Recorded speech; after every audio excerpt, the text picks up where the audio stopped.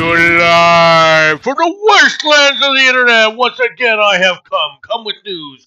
Come with the news of the day. It is I, the Nomad.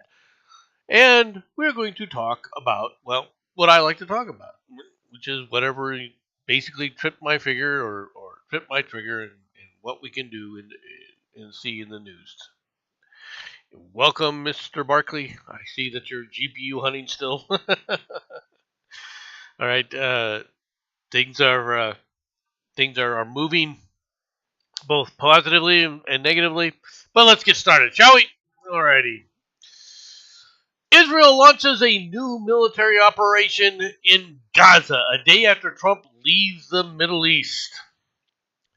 Israel said Saturday that it has launched a major operation in the Gaza Strip to pressure Hamas to release the remaining hostages, following days of strikes across the Palestinian territory that killed hundreds of people. Defense Minister Israel Katz said that the Operation Gideon Chariots was being led by great force. Prime Minister Benjamin Netanyahu had vowed to escalate pressure with the aim of destroying the militant group that has ruled Gaza for nearly 2 decades.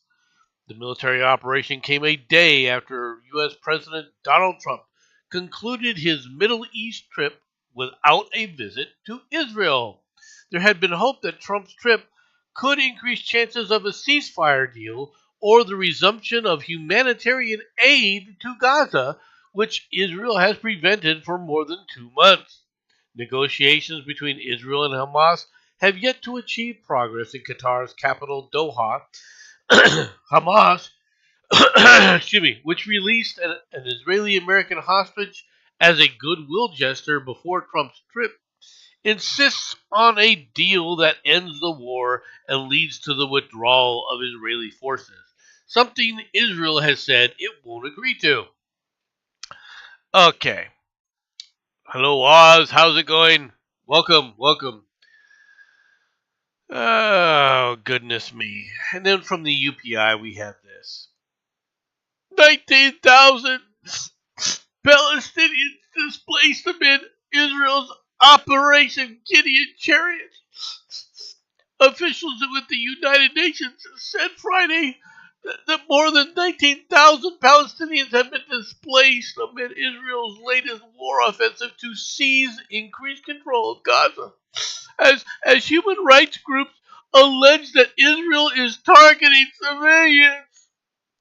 The blitz by Israel caused the death toll in Gaza to top 53,000 by Friday morning, the Hamas-run civil defense agency said earlier in the day.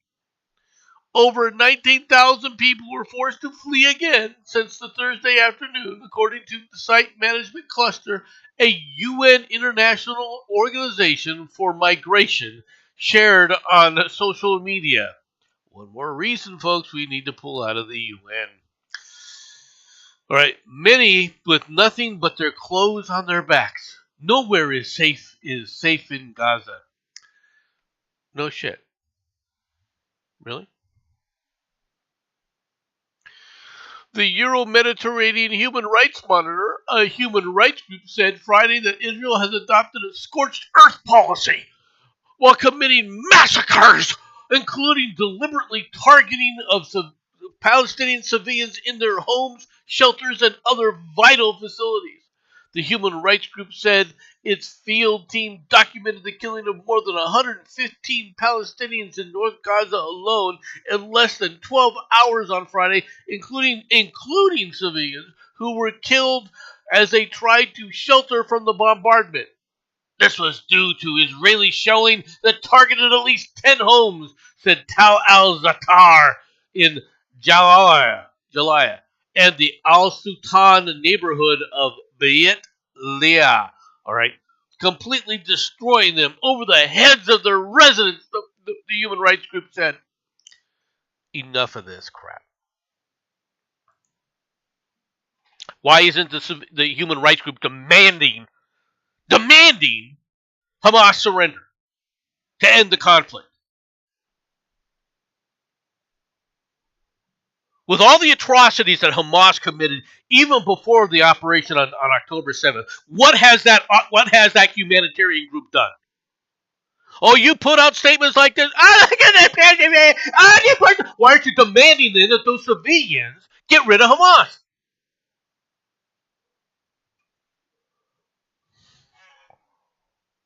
Where are you? Why aren't you demanding that? If you want pressure on Israel to stop the conflict, if you want the civilians to stop dying, all right, then you're going to have to get rid of Hamas.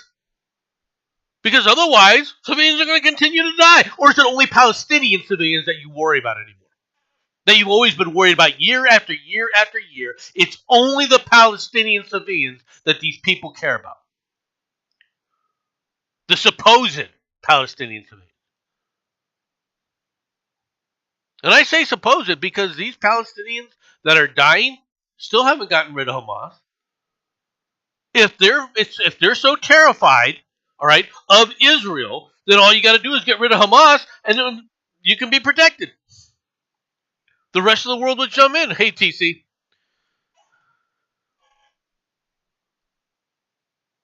Why haven't you gotten rid of them? Why haven't you gotten rid of Hamas? Where are all the calls for these butchers?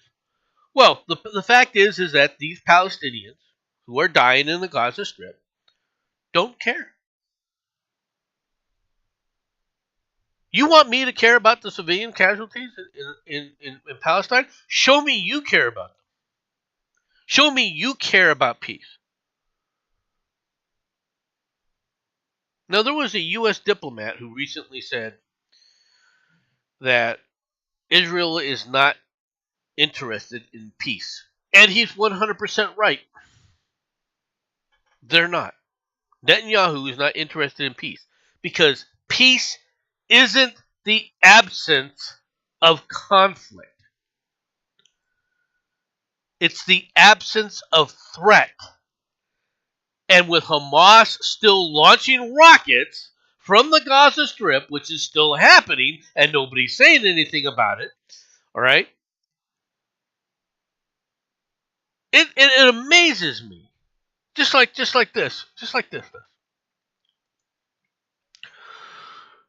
UNIFIL says patrol attacked in South Lebanon. No injury reported.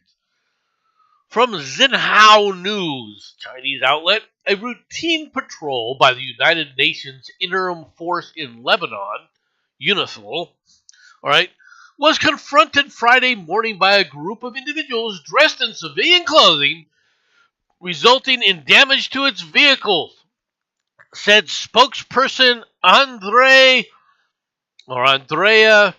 Tenati. These individuals attempted to stop the patrol using violent means, including metal rods and axes. Fortunately, no injuries were reported, Tenati said, adding that the Lebanese army arrived at the scene later and escorted the patrol back to its base. Boy, howdy. We can trust the UN to keep the peace there, can't we? We had a patrol go out, and they were surrounded by people with with clubs and axes. And they beat up and burned our cars, and we had to wait for the Lebanese military to come in and save us. Yeah, and you're supposed to be the interim force, huh? The UN interim force on patrol. What were you patrolling?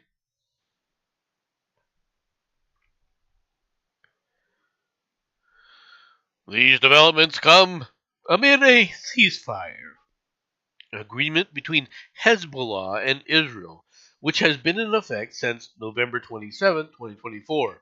The truce deal ended more than a year of hostilities between the two sides, triggered by the war in the Gaza Strip. No, it wasn't triggered by the war in the Gaza Strip. It was triggered by the freaking idiots in Hezbollah launching operations against Israel. That's what triggered it. So you can't even be honest with this.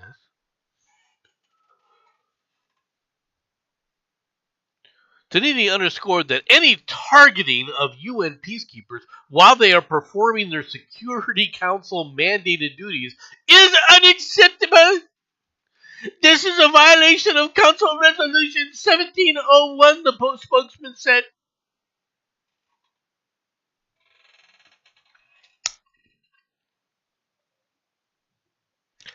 Tell me again. So we have another UN force, and it's supposed to be a security force that had no ability to defend itself.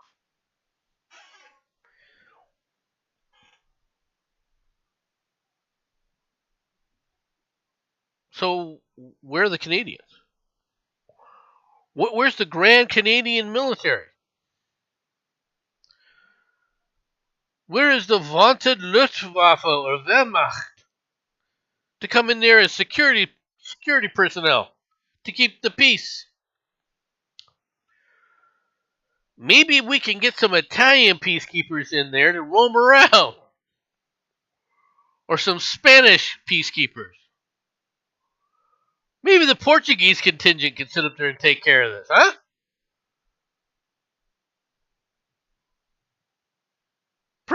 Perhaps they were Mexican peacekeepers.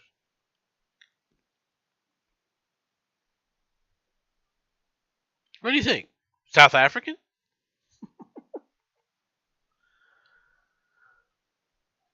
The UN is like every other, it's just like NATO. It doesn't exist without the United States. It's useless, and all it is a money hole, right, to harm Americans. All it is a money hole to harm Americans.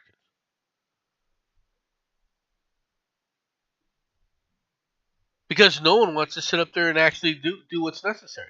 They don't want to live to any kind of commitments that they have.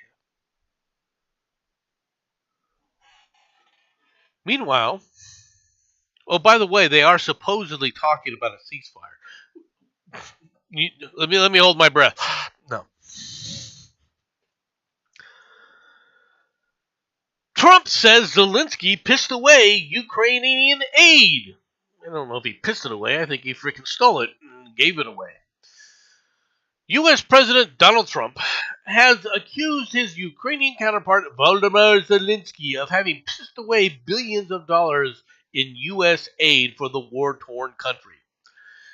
Trump, in a Friday interview with Fox's special report with host Bret Baier, insisted that Kiev's management of U.S. provided funds bothered him more than the amount of money Washington has doled out to Ukraine since the Russia February 2022 invasion.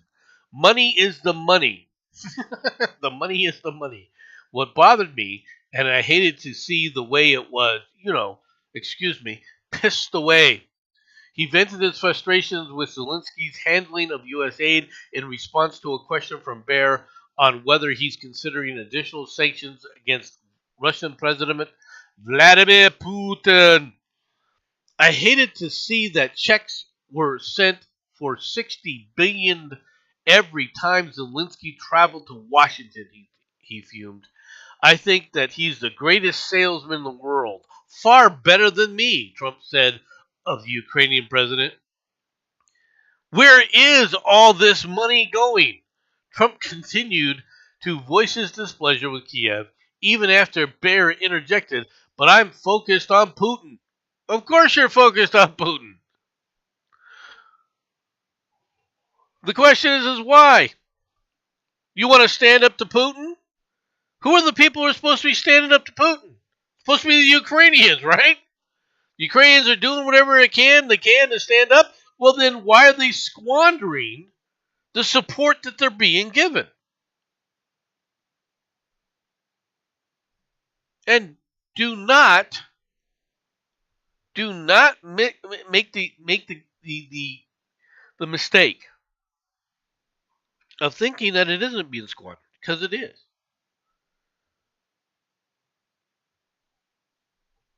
Oh, the Europeans are going to support them. The Europeans can't support shit. We were giving aid. They were giving loans. All right, and even then they say, "Oh, we'll give you equipment. We'll give you the HIMARS." Oh, well, that's American HIMARS that the Germans are getting replaced. In other words, Germany is getting credit for giving them equipment that they then turn to America and get replaced in turn. It's been a scam on American Treasury again and again. That's all it is. Meanwhile, Turkish President Erdogan pledges continued efforts to advance Russia-Ukrainian peace talks. Turkish President Recep Tayyip Erdogan said Ankara would continue in its efforts to ensure the continuation of negotiations aimed at ending the Russia-Ukrainian conflict, according to a statement carried by Turkey's state-run Anadolu agency on Saturday. Erdogan made remarks on Friday during his return flight from Albania, where he attended a European political community meeting. Yep, moving forward, and we suggested that Turkey would be good for a UN peacekeeping force, and Turkey immediately said, "Nope, nope, nope, not us. We're not going to be a peacekeeping force to ensure that if there is a ceasefire that we can continue."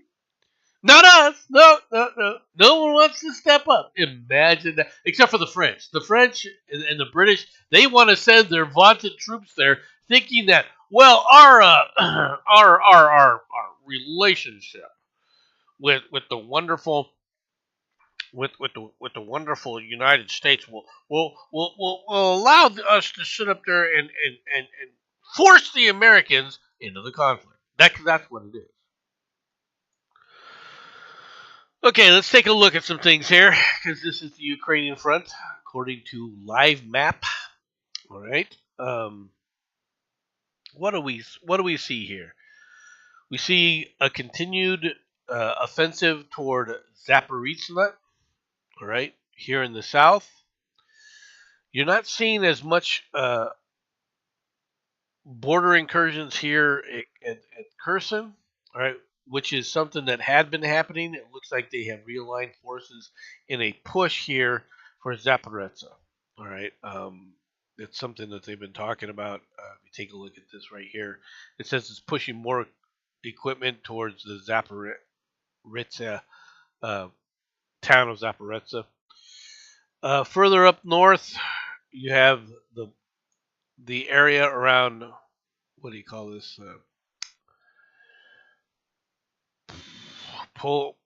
Pokrovsk. Pokrovsk, right? As you can see, they are moving closer and closer into here, all right, in an effort to cut off things. But if you take a look over to the right, it looks like they're moving even further to try and surround this entire area, all right. In addition, they are creating a front along here, and another town has been claimed, all right, by the Russians. This area is a heavily industrialized area. Is Looks like it's almost now completely in the hands of the Russians as the Russians continue to move forward. All right, there is still a slight push at Kharkiv, all right, over here.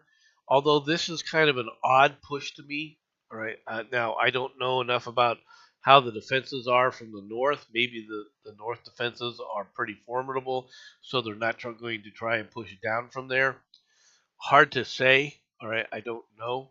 All right, it seems to be relatively quiet at the Kursk salient here. You still see there's a little bit of territory that is being held, according to Live Map here, by the Ukrainians, but everything is being pushed from, it looks like, the Russian side. I don't know how much longer that can hold. So that's what you see happening in there. Um, Over to the Israeli-Palestinian area, this is obviously you're seeing Operation Gideon taking place down here, right in the northern portion of this. As they sectionalize, they have basically isolated the two areas within the Gaza Strip, all right, which is what we're looking at here with these lines, all right, and they are basically neutralizing the north before they're going to come down here and try to neutralize the south. Uh, they are going through different areas to continue pressure to prevent any kind of support from up here from taking place.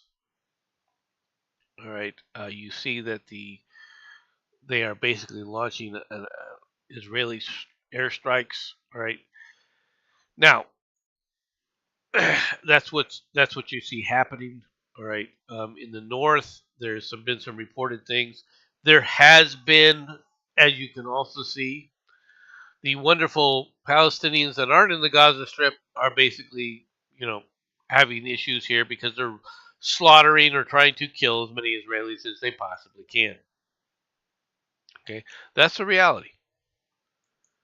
So the idea that somehow these people want peace, okay, you can blame the Israelis all you want. Personally, I don't care because the region is infested with people who have no idea what peace is. They're not civilized. They're not civilized. Okay, now you can blame Israel for them not being civilized all you want. I would ask you, when were they civilized?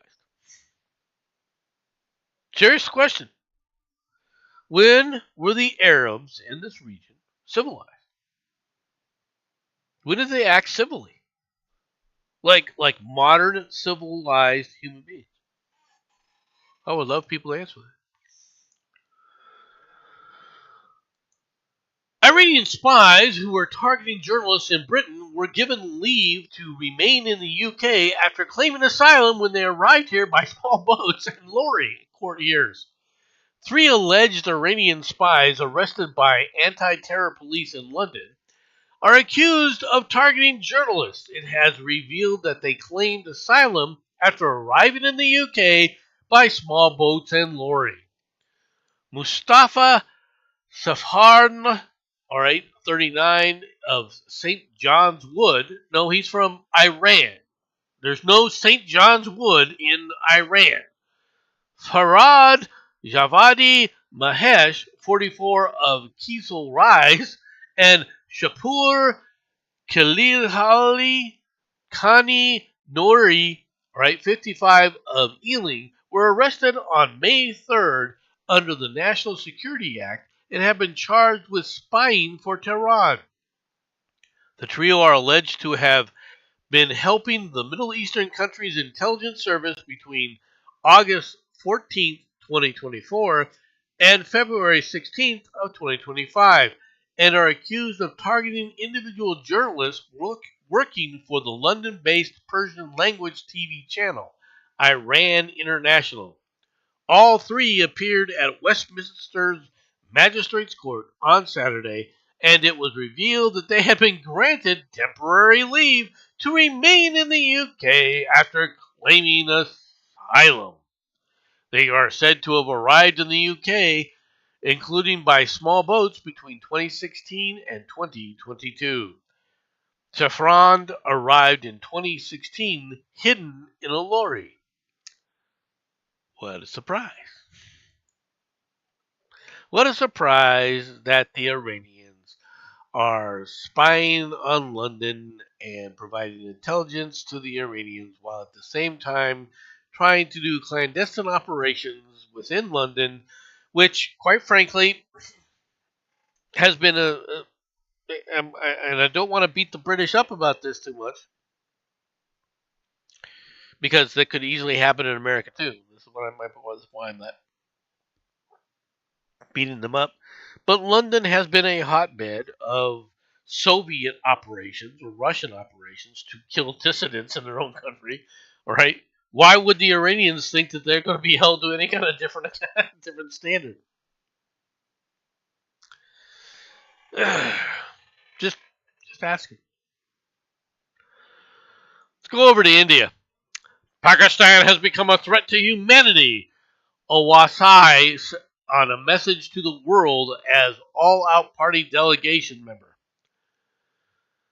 AIM leader, I'm not even going to butcher your name, said on Saturday that Pakistan, with its long history of sponsoring terrorism, has become a threat to humanity, affirming that this will be the heart of his message to the international community as a member of all party delegations the government is sending to the world capitals.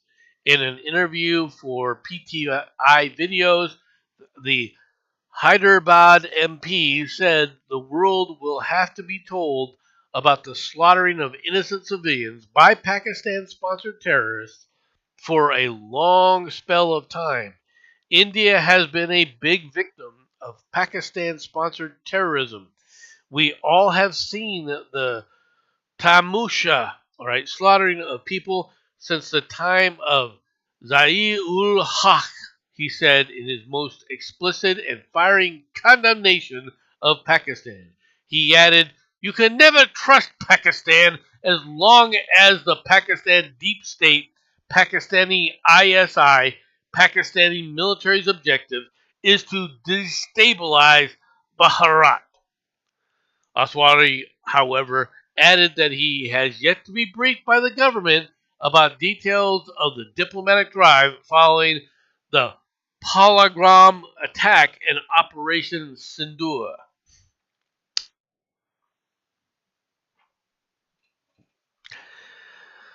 So basically, the Indians are going on a world tour, diplomatic tour, to prove to the world that Pakistan is a problem for the world. Which, okay, who's going to deny that?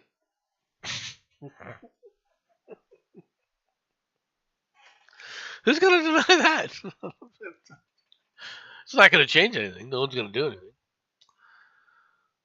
As we continue around the world, Swedish diplomat found dead after being questioned on suspicion of spying, his lawyers say. Interesting. A Swedish diplomat who was recently questioned by police on suspicion of espionage has died, the man's lawyer said on Friday.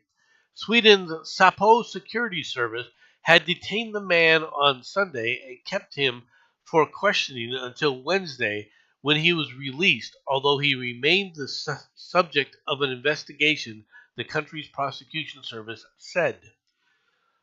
"I heard the tragic news this morning. My thoughts go to his family," said his lawyer, Anton Strand.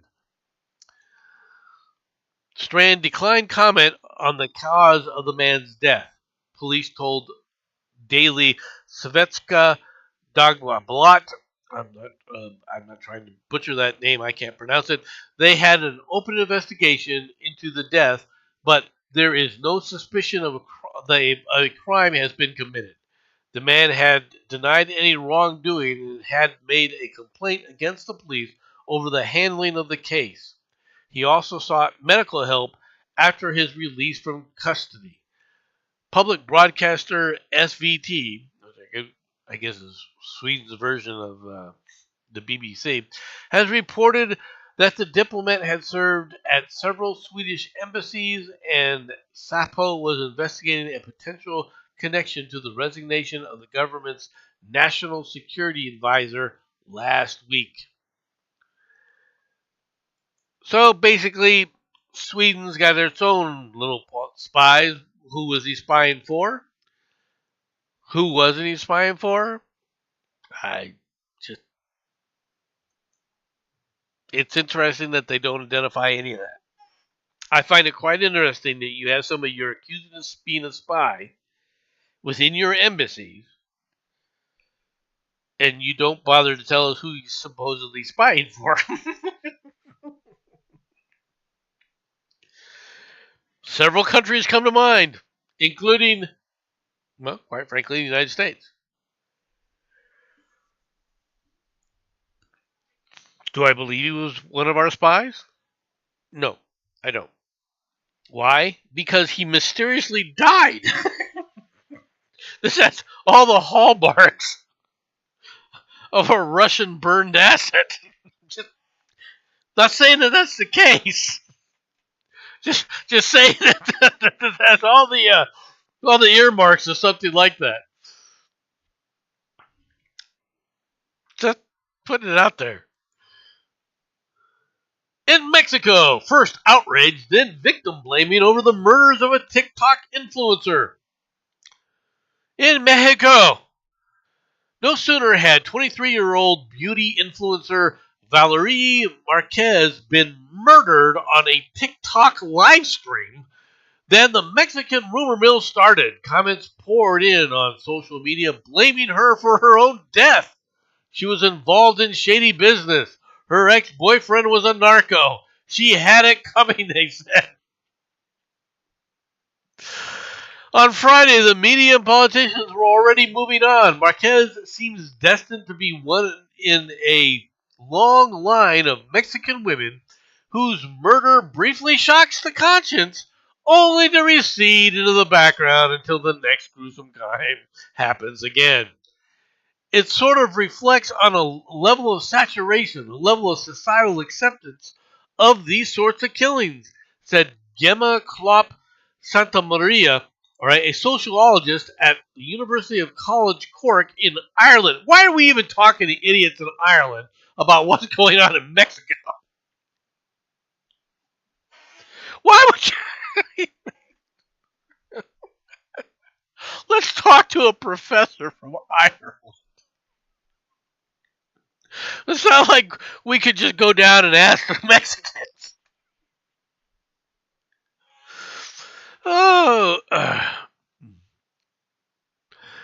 Marquez, who had nearly 200,000 followers across Instagram and TikTok, was known for her videos about beauty and makeup. On Tuesday, she clutched a stuffed toy and live streamed from the beauty salon where she worked in the state of Jalisco, all right, which is the home of the Sinaloa cartel, if I remember correctly, when a male voice in the background asked, "Hey, Val!"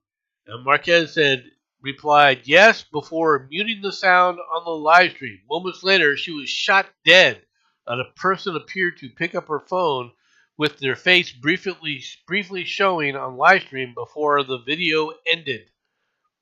Moments Almost immediately, local media honed in on the man they identified as Marquez's ex-boyfriend, who they said was a regional leader of the Jalisco New Generation cartel. Okay, well, I guess that's not Sinaloa. All right, one of Mexico's most notorious drug cartels. Local media shared alleged text messages between the couple that appeared to show the ex-boyfriend threatening Marquez because she ignored him.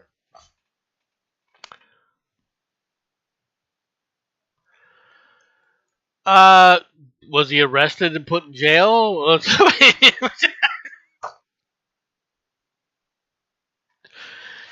just asking questions, folks. Just trying to ask questions and remain relevant as to what's going on. Trying to stay upbeat as we continue around the world. It's the Pepsi generation. Presidential candidates head to Gwangju after Democracy Uprising anniversary. Seoul, Gwangju, May 17th. Key presidential candidates ramped up their election campaigns in the liberal stronghold of Gwangju on Saturday, a day ahead of an anniversary marking the 1980 pro-democracy uprising in the southwestern city. With the official campaigns for the June 3rd presidential election entering the sixth day, both the Deep Democrat Party candidate Lee Jae-myung and the People's Power Party candidate Kim Moon-soo headed to Gwangju and nearby Nanju for the 45th anniversary of the uprising set to take place on Sunday. In his third day of campaigning in the southwest western region, Lee emphasized the spirit of Gwangju and noted that its people had confronted martial law during the May 18th uprising. You are protecting this nation, he said to voters in Nanju. Hundreds of people were victimized during the long and gruesome military regime, but it all came to end on May 18th pro-democracy movement. The spirit of Homan that put an end to this violent anachronistic regime, Lee said in an apparent reference to his former President Soo Yuk Yeol botched military law. Okay, folks, I'm going to have to go for a little bit. I hope you will enjoy this for a little while. I got to beep at the noise, so I'll be right back.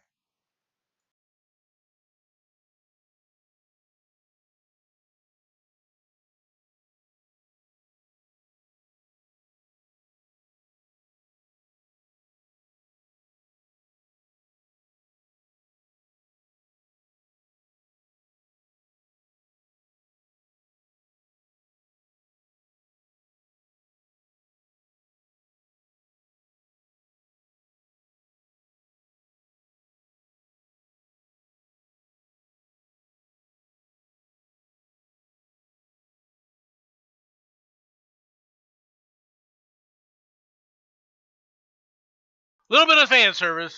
A little bit of fan service. Hey, TM. I was talking about Quake. For those who don't know, Quangju is they talk about it as a pro democracy movement and so forth, and to an extent it was, but it was also a watershed moment for the United States military, and the reason for that is that these people were rioting,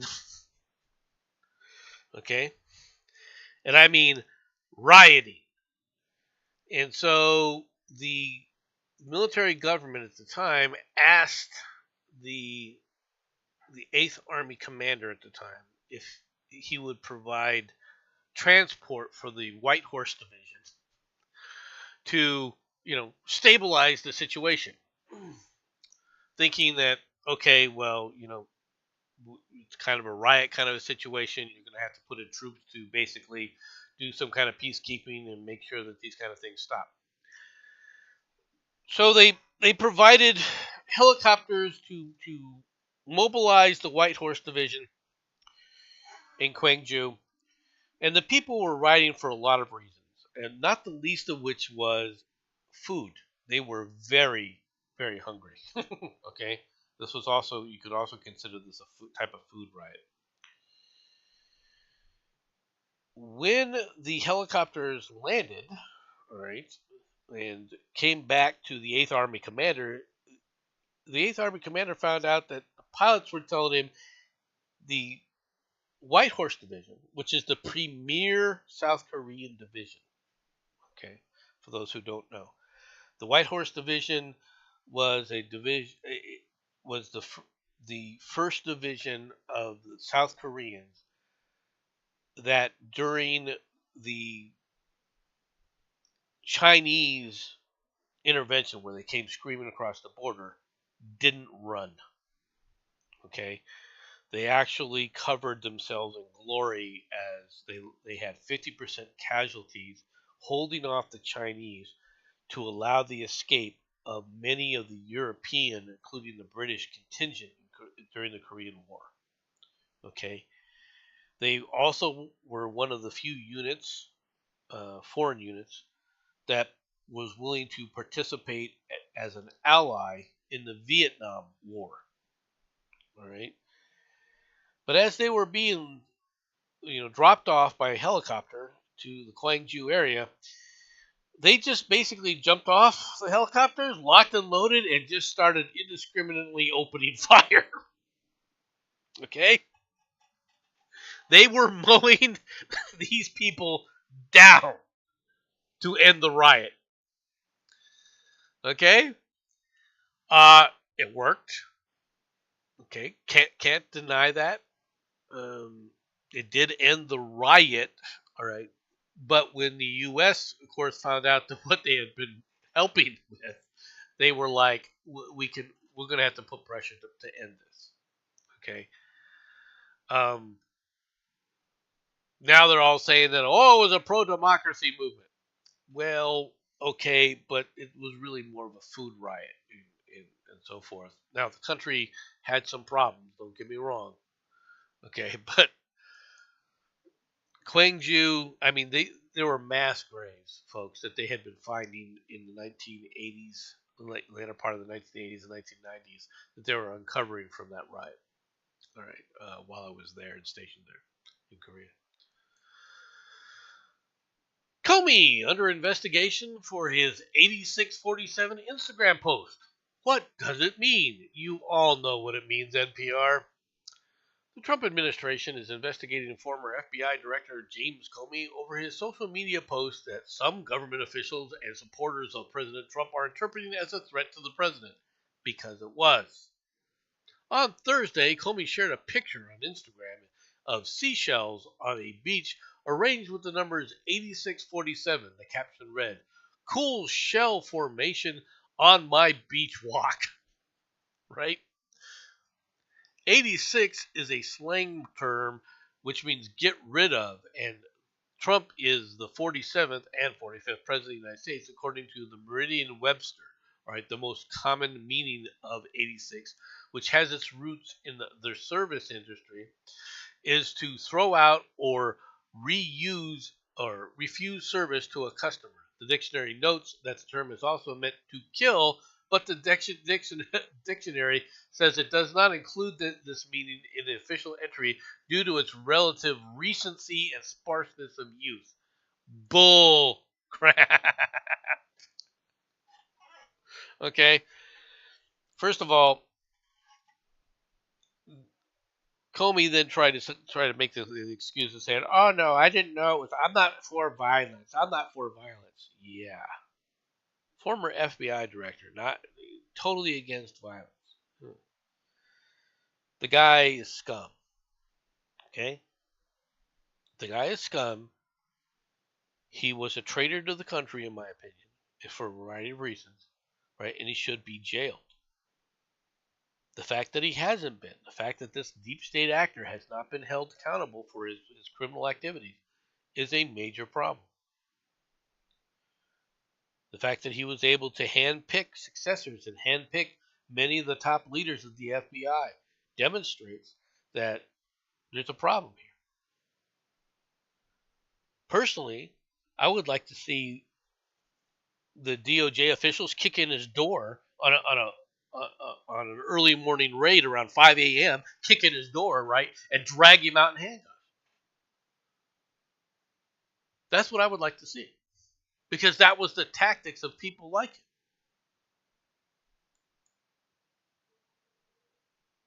Meanwhile, he's not the only one.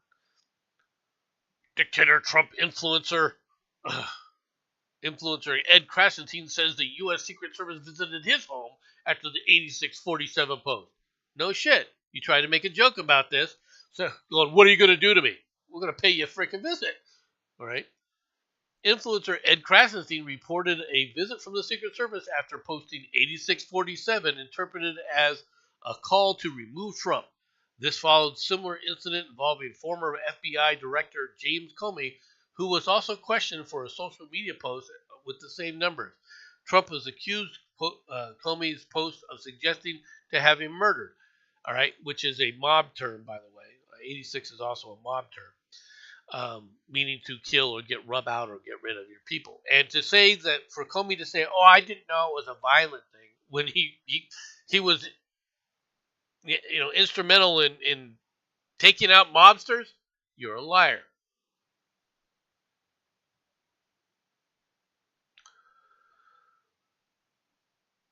Article 86 is also a Uniform Code article, or AWOL, similar to meaning missing, I suppose. Other things that have happened recently: 23 dead at least by storms batter states from the heartland to the East Coast. At least 23 people were dead across several states in an expansive outbreak of severe weather from the heartland to the East Coast. State officials reported 14 people killed in Kentucky, 7 in Missouri, and 2 in Virginia. Over 600,000 customers are without power across multiple states stretching from Michigan to Tennessee. Remnants of storms from Friday's severe weather outbreak are continuing into Saturday morning. At least 26 tornadoes were reported from Friday's storms in Kentucky, Indiana, Missouri, Illinois, and one from New Jersey. Softball-sized hail was reported in Barlow, Kentucky, and near Sullivan, Indiana, with the greater than tennis ball-sized hail reported locally from Texas to Ohio. In total, 15 states have reported storm damage from hail, winds, and tornadoes. All right, the ones in Missouri hit St. Louis and a portion of St. Louis and basically just destroyed the area. This is this is what happens. This is the beginning of tornado season, and these very destructive, very powerful storms are what are to be expected, right, at this time of year. All right, I pray for the individuals that and their families, because when a tornado hits your house at full bore, there's not much you can do. Now here in Arizona, we're actually in a real drought right now, a real drought. So it's one of those things. Okay, let's get to the next story. Court gives go-ahead to Trump's plan to halt union bargaining for many federal workers. A federal appeals court lifted an order on Friday that blocked U.S. President Donald Trump's administration from stripping hundreds of thousands of federal employees of the ability to unionize and collectively bargain over working conditions. The 2-1 panel of the U.S. Court of Appeals for the District of Columbia Circuit put on hold an injunction a judge issued at the behest of the National Treasury Employees Union that had blocked the implementation of an executive order Trump issued in March. The union and the White House did not immediately respond to requests for comment on the ruling. Trump's order exempted more than a dozen federal agencies from obligations to bargain with unions. They included the Department of Justice, State, Defense, Treasury, Veteran Affairs, and Health and Human Services. Okay, this is something that has been needed for a long time. You need to get rid of public sector unions. They serve no purpose aside from draining the treasury of the country. Public sector unions should not be allowed. And the reason for that is there are no checks and balances. Okay? When you have a union in a private company, such as, let's say, the auto industry, okay, the company itself that represents the management of the company, right, has a interest in making sure that the company remains viable. Okay, so when they're arguing with their workers, they're coming at it from the point of view of this is what's best for the company, like it or hate it. Whereas the union itself is coming from the theoretical position of what's best for the people working for the company. That's what you're arguing. But a public sector union doesn't have someone that cares about the government. As far as they can just print money. There is no need for the government officials not to acquiesce to whatever the public sector unions, all right, want. So they constantly agree and constantly agree and constantly agree. And what's worse is when they sit up there and take those donation dues and they spend it on political campaigns and they put those same political people that the unions just bought in positions of power, who then turn around and give the unions even more money as a slush fund from the U.S. taxpayer, all right, straight into their coffers. And that's a dirty little secret that's been going on for dozens of years, for decades in this country with these public sector unions, and they have to be gotten rid of.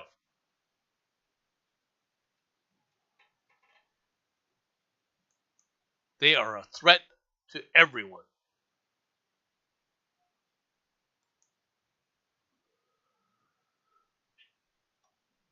Let's continue around the country. From California, only 9 building permits have been issued since the Altadena fire, but the first rebuild is finally underway. 4 months after catastrophic wildfires slashed a path of destruction through Los Angeles and the surrounding areas, only a handful of building permits have been issued in the hard hit city of Altadena, California.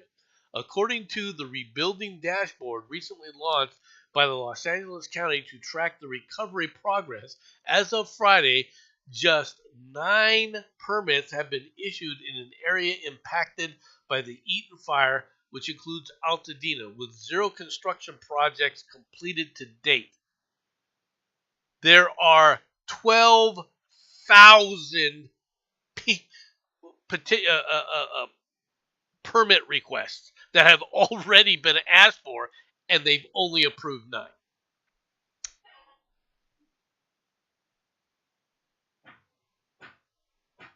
What do you think? Think things are going well? Think it's a good idea to sit up there and put that up there?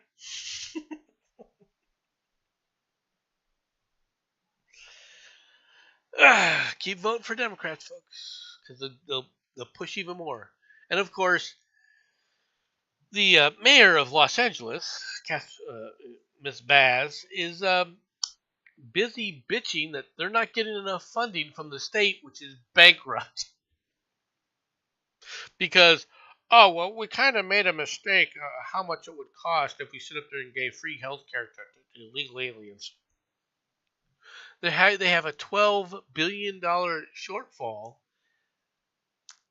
and the cost of the program to give money or to pay for the health care of illegal aliens is about $12 billion, and yet these people can't make the connection.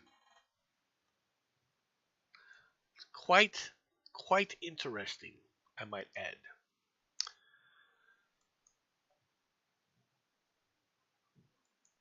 From yesterday, I heard that septic tanks would cost $3 million to $5 million out there. Is there an endangered earthworm or something? Everything's endangered out there. All right, 7 men are still at large after an escape from a New Orleans jail, including 4 charged with murder. 10 men escaped from a New Orleans jail on Friday, possibly with the help of officials from the jail, and should be considered armed and dangerous, officials in New Orleans Parish Sheriff's warned. 3 of the inmates have been apprehended. Kendall Miles was apprehended in the French Quarter, a tourist hotspot less than 3 miles from the New Orleans Justice Center, the Louisiana police said. He was found hiding beneath a car in a hotel garage, according to officials. Miles is charged with attempted second-degree murder. The second inmate, Robert Moody, was captured late Friday evening, according to police. More information on Moody's capture wasn't released. An update late Friday night announced that Deacon Dennis had been captured near Chef Mature Highway. We have made progress, the Orleans Superintendent Ann Kirkpatrick said during a press briefing. Today, 3 of the escapees are now in custody. We have active leads on the others. People are talking, and we appreciate that. The second person we got into custody was actually an actual Crime Stoppers tip. Now, for those who don't know, these people were in jail. They basically pulled out a sink area and there was for which there were bars behind it, but the bars were were there was some rebar behind it, but the rebar was widely spaced enough that they could just literally, you know, squeeze themselves through and out they went. It's an amazing series sequence of events.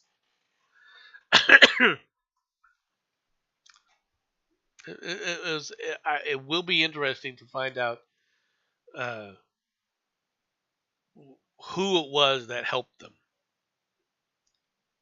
Okay? Um, because there is the other thing is in order to capture these people, all right, if you got a plan to escape, one of the things that you from jail, one of the things that you have to have a plan for is what are you going to do once you get outside of the jail? Okay, they have access. Most of these people have access, easy access to the interstate. So if you had communicated successfully with people on the outside, all right, you could have hit the interstate and you could be anywhere by this time. Okay. Here's pictures that were released by the police of the incarcerated inmates that have escaped. All right, this guy with the tattoos on the face should be easy to identify. All right, from Japan. Most female execs doubt Japan will hit the goal of 30%, all right, for women in top jobs. Over half of female business leaders in Japan doubt the country will reach its target of having women occupy 30% of top corporate roles by 2023 or 2030, excuse me, citing slow shifts in views among its male-dominated executive class.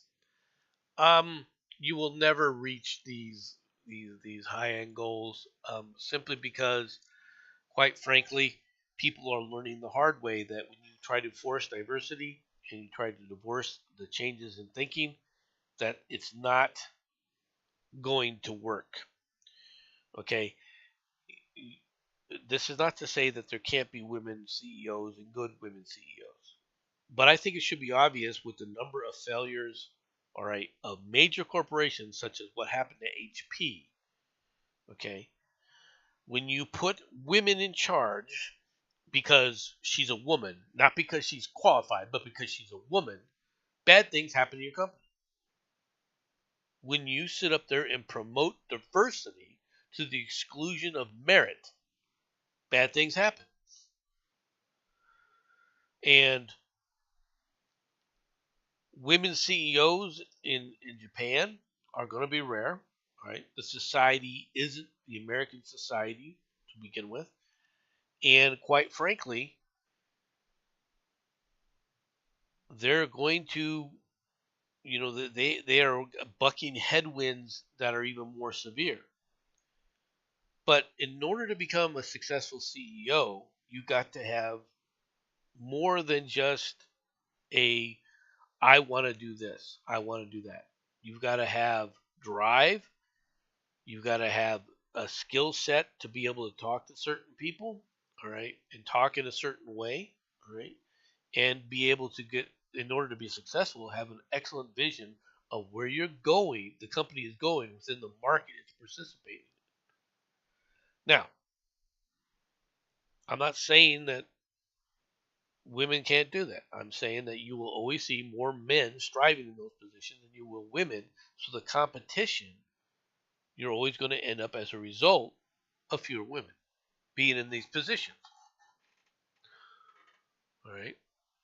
Women in the United States have a tendency of hiring other women under them, which they then cut down, like you said, James, where they gossip and backstab them. But they cut them down and so forth. If you want to see an example of what happens to women in certain industries, all you have to do is take a look at what happened to, you know, with Star Wars and some of the other things that had to happen out of Lucasfilm. All right, since they sit up there and put Kennedy in charge.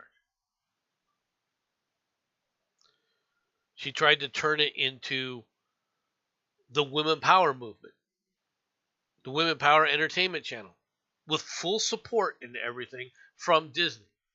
Don't misunderstand me. But she basically killed multiple franchises with her attitude. That's not all the cases. All right. That's just one example. The female CEO that they put in charge of HP is another example, where she basically sat up there and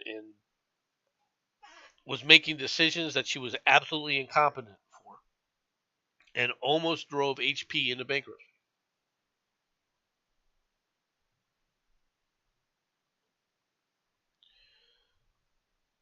I'm not saying that there aren't male ones that are doing the same similar things. All you have to do is look at what Iger's doing in Disney, right? But his vision for Disney had more to do with he wanted to drive his political campaign for president, which is what he was setting himself up for, than anything else. That's what he was trying to do. And he is successfully destroying Disney and burying it into the ground.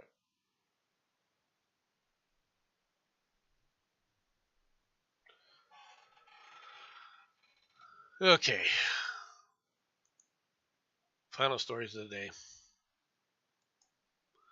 We'll start with this one. Baby spider monkey rescued from suspected meth dealer's home. Now a new life awaits without crack. A spider monkey is starting a new chapter at the Oakland Zoo after she was rescued by authorities during a methamphetamine bust in Solano County earlier this month. Solano County Sheriff's deputies seized half a pound of methamphetamine during a traffic stop in an unincorporated area of Vallejo, authorities said. The driver, identified as 50-year-old Clifford Vicente, was taken into custody and charged with possession of a controlled substance for sale, according to the sheriff's office. But that turned out to be only the tip of the iceberg. The next day, detectives served a search warrant at Vicente's Vallejo home and found another pound of methamphetamine and more than $2,000 in cash, 2 rattlesnakes, and a baby spider monkey, authorities said. The total street value of the confiscated meth is estimated to be $26,000, according to the sheriff's office. Vicente now faces additional charges related to the illegal possession of exotic animals and controlled substances. The 18-month-old spider monkey was taken to the Oakland Zoo's veterinarian hospital for treatment. It was there that she was given the name Violetta. It is not only illegal to own primates as pets in California, but it is also especially frowned upon to possess baby spider monkeys. The species is endangered, and infants require constant and skilled care to survive. Many of these primates, who are poached to serve as pets, do not live to see their first birthdays, according to the Oakland Zoo.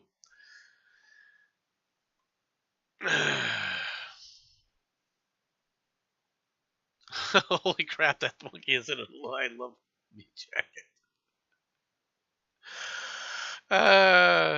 I look. I feel sorry for these animals. I really do. You, you're picked up by a meth head, all right? I would venture to say that, unfortunately, right, it wouldn't surprise me if they had to put the baby monkey down because it was addicted to crack. It wouldn't surprise me in the least because of the kind of stupidity that goes on with these people. Okay. Final story of the day. Duck triggers speed camera exactly 7 years after an identical incident. A speed monitoring camera in a Swiss town was triggered by a fast flying duck breaking the speed limit 7 years to the day after the same thing happened in the same spot at the same speed. The municipality of Konetz said on social media that the speed camera was triggered on April 13th and captured an image of a male duck traveling at 32 miles an hour in a 12 mile per hour zone. I don't even think my car can idle at 12 miles an hour. The similar looking duck triggered the same camera on April 13th, 2018 by flying at the same speed. Officials speculated the two photos could be the same bird returning to the scene of the original crime for a repeat offense.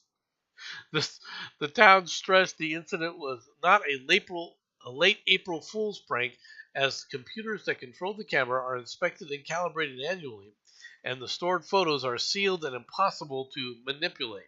Yeah, okay. We hope that you're enjoying pondering the curious coincidences. You set up a speed camera. Well, first of all, you put a 12-mile-an-hour zone area and set up a speed camera to monitor it. Really? 12 miles an hour? 12 miles an hour. In the United States, you will see now and then 15-mile-an-hour zones at that are temporarily set up around schools for school crossings, all right, for kids. But that's the you're 12 miles an hour, really? Like I said, you would have a hard time, all right, driving at that speed. And this is a late night, you know, flying late at night.